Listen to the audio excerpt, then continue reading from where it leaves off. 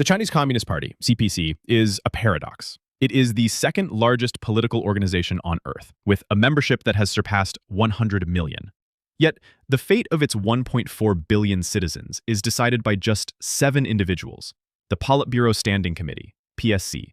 How does one travel from being one of 100 million to one of 7? The answer lies not in elections, but in a grueling, multi-decade career climb. To understand it, it helps to view China as a corporation. The CPC is the sole shareholder, the Politburo is its board of directors, and the general secretary is its CEO. Advancement is a 30 to 40-year performance review, demanding administrative skill, political maneuvering, and absolute loyalty. The party's immense size is a design feature. With over 4.5 million grassroots branches, it is a tool for social control and a vast human resources department. It allows the leadership to test millions in low-level roles, filtering for the most capable and ideologically reliable to be promoted upward. The first rule of Chinese politics is that the CPC is not for everyone. Its 100 million members represent less than 7% of the population. Joining is less like signing up for a political party, and more like being recruited into a selective fraternity. The process is a multi-year ordeal, designed to test an applicant's resolve. It begins with a handwritten application, often following a template, where the applicant recounts their life and declares their loyalty. If accepted, the applicant becomes an activist, and must be recommended by 2 full party members who act as their guarantors, embedding them in a network of personal responsibility. This is followed by intense ideological training, mandatory party classes, and regular thought reports to evaluate ideological purity. The party also conducts rigorous secret background checks on the applicant and their family, interviewing classmates and professors to root out any hint of disloyalty. After successfully navigating these hurdles and a probationary period of at least 1 year, the applicant takes a solemn oath and is granted full membership. For many ambitious young members, the journey begins with a low-level administrative job in a township or district, the bottom rungs of China's 5-tier administrative system. Here, the goal is to prove one's competence and loyalty by implementing directives from above without question. An official's career is a climb up a clear administrative ladder, from township to county, then city, and finally, an entire province. Each step represents a massive increase in responsibility. A provincial governor can be responsible for a population larger than Germany or France. For decades, promotion was determined by 2 key performance indicators, KPIs. The first was economic growth. Delivering high GDP growth was the surest path to advancement. The second, equally critical KPI, is weiwen, or maintaining stability. An official must prevent large-scale protests or scandals, which can instantly end a career. This creates a fundamental tension, as the policies needed for rapid growth often cause social unrest.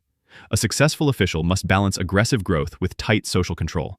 Under Xi Jinping, the focus has shifted to include environmental protection and, above all, political loyalty. This promotion system functions as a political tournament, where officials at the same level compete for a limited number of promotions. Their performance is judged relative to their peers. This competition produces a U-shaped relationship between an official's rank and their performance. The top-ranked forerunners and the bottom-ranked underdogs work the hardest, the former to secure promotion, the latter to avoid punishment. Those in the middle are often the most complacent. This tournament model has unintended consequences. It incentivizes not just performance, but also sabotage and data manipulation. Studies show that when promotion pressure was highest, reported GDP growth rates were significantly inflated compared to more reliable indicators like nighttime light intensity. The tournament, designed to spur real growth, also incentivizes the production of phantom growth. After decades in the provinces, a select few are tapped for the center. This leap is managed at the National Party Congress, a massive meeting held every 5 years with roughly 2,300 delegates. Its most crucial public function is to elect the Central Committee, a body of around 205 full members and 171 alternates. This election is political theater. The list of candidates is predetermined through years of secret negotiations among the top leadership. Previously, a non-binding straw poll was used, but Xi Jinping abolished it, citing corruption. It was replaced by a process of personal interviews and vetting, ensuring that absolute loyalty to Xi, as the core leader, is the primary criterion. For an official, being named to the Central Committee is the golden ticket to national power, as all top positions, including on the Politburo, must be filled by its members.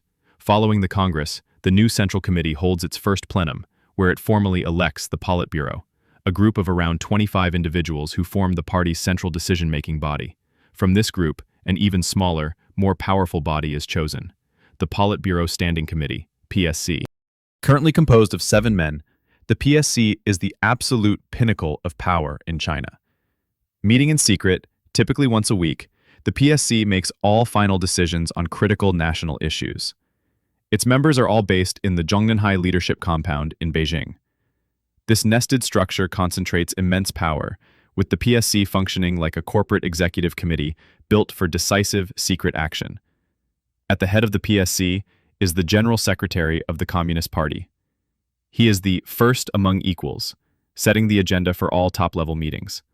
By convention, the General Secretary also holds the state title of President and the military title of Chairman of the Central Military Commission, consolidating their position as the undisputed paramount leader. The official narrative of a political meritocracy is only part of the story. The unwritten rules of guanxi, personal connections and patronage, are often more important. A survey of public employees showed that while 40% see promotion as merit-based, a significant portion believe other factors are at play.